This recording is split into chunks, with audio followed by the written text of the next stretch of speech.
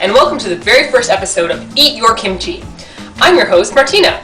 Today we're going to be making a very traditional and very easy street food. It's called Ddeokbokki. And if you go to any street stall in any corner, normally in North America you have hot dogs being sold. We might say, I really need to get some street meat.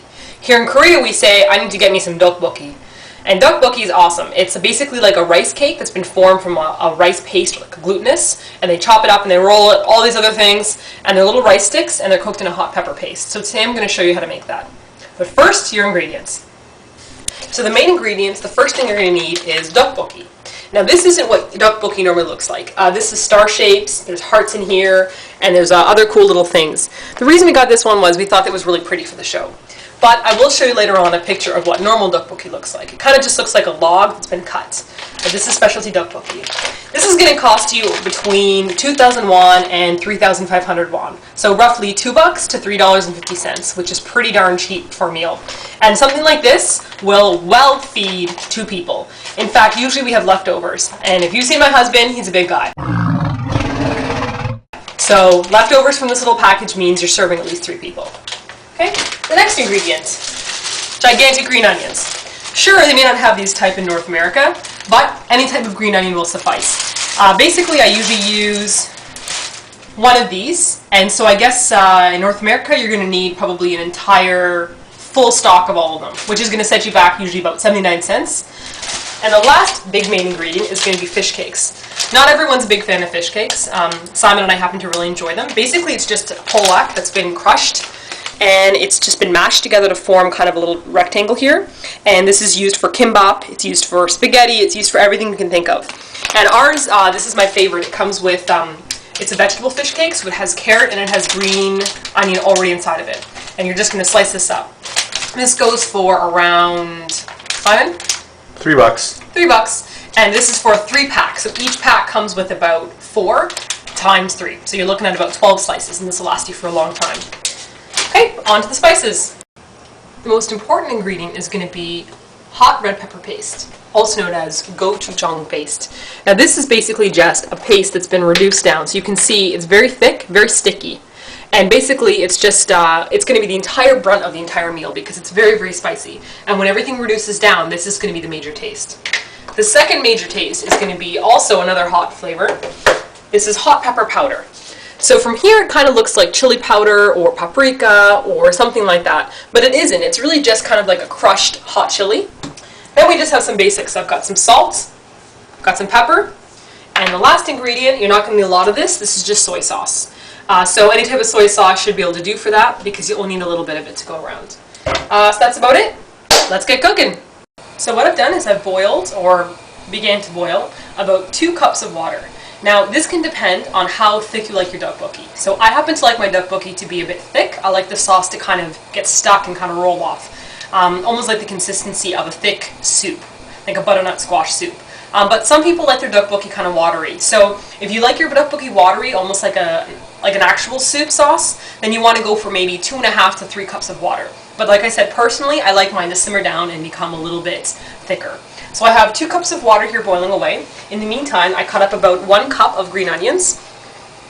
Slice them whatever way you want to. Usually when you get them at the stands, you get big fat pieces of onion that have just been kind of sliced haphazardly. Same thing goes here. Not looking for thinly sliced or perfection. Also a matter of taste. So if you don't like onions, then go lighter on the onions. And I've diced up 1.5 squares of fish cakes. And what I've done is it's about the size of half a finger in height. So my water's come to a boil. Now I'm going to add the red pepper paste. I've already added 1 tablespoon here already, and I'm going to add the second one. And one thing about it is that it's very irritating in the sense that it won't break down. So you really got to mash it in there. Logically, it should just dissolve, but for some reason it doesn't. Now, 2 tablespoons is because I like spicy food. If you don't like spicy food, you probably shouldn't be eating Ddeokbokki to begin with. But if you want to give it a try anyways, go for maybe 1 tablespoon. You can always add a little bit more afterwards. Okay, so I'm going to let that break down. Now you basically throw in the rest of the ingredients. So we want the onions to soften, so I'm going to toss those in. Okay. You want to add about a tablespoon of hot pepper powder. That's a mighty big tablespoon. We like it hot. I'm going to add about half a teaspoon of salt. Okay, pepper to taste. So I did about half a teaspoon of pepper. And then last, I'm going to add the soy sauce. Now what you're looking for here is basically I want this to reduce a bit. I could add the tteokbokki right now if I wanted to, but the tteokbokki is going to cook in about 3 to 4 minutes. So, do I want it to look like this in 3 to 4 minutes, or do I want it to be thicker? That's up to you. So if I want it to be thicker, I'm going to let this boil down a bit, then add the tteokbokki, so then that way it'll reduce along the way. Okay, and last I'm going to add the soy sauce. You're looking for about a tablespoon of soy sauce. And to be honest, you don't even taste the soy sauce, so it obviously does something, but it's not a prominent flavor. So don't feel tempted to dump in a lot of that. The fish cakes you'll also notice I haven't added yet. That's because they're already cooked, but they absorb the moisture quite easily, and then they get really puffy and overcooked and kind of soggy.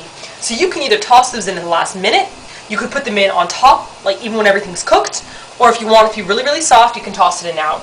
But I prefer mine to have a little bit more of a bite to it, so I'm going to wait until later on. Okay, so we just gotta let this reduce, and then I'll see you back when I add the tteokbokki. I almost forgot. You want to add about a teaspoon of sugar in there. So I'm just going to sprinkle that in on top. See, it's sticking with the steam. So this is reduced a bit, and I think I'm ready to add the tteokbokki. You might be wondering why I'm cooking this in a frying pan and not in some kind of a bowl. Well, what happens is, it's usually a very shallow dish to begin with. On the street, they end up cooking kind of like a flat, kind of like a frying area where you might do some eggs. So the same thing kind of goes here. And the reason why is it helps the sauce to reduce, I think, a lot faster. I've done it before in a pot. For some reason, it just didn't turn out the same way.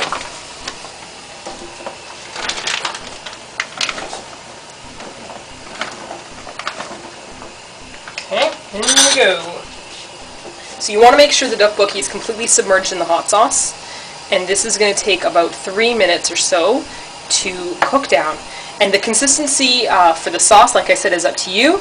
But what you have to be careful with is as soon as you add the tteokbokki, it can overcook quite quickly. So what you're looking for is a really kind of al dente pasta kind of thing. So when you touch it with a fork or a knife, it's going to be kind of like soft on the outside, but a bit chewier on the way through. That's normally how we like it. If you overcook it, it becomes quite puffy, and then it's almost soggy, like you can bite right through it very easily. This is supposed to be a bit chewy, so you want it to be chewy and not soggy, which is why I was saying before you want it to reduce earlier rather than later. Because if you want it to reduce once the tteokbokki's in, you're going to end up with soggy tteokbokki. And here's our final creation, tteokbokki, in all its glory. You can see here that I just topped up the bowl with some fresh green onions. Also helps make the onions inside look a little bit fresher. I'm pairing this with, of course, some kimchi. And a good drink pairing with this is a nice cold glass of milk to stop the burning. And there you have it. Tteokbokki made easy.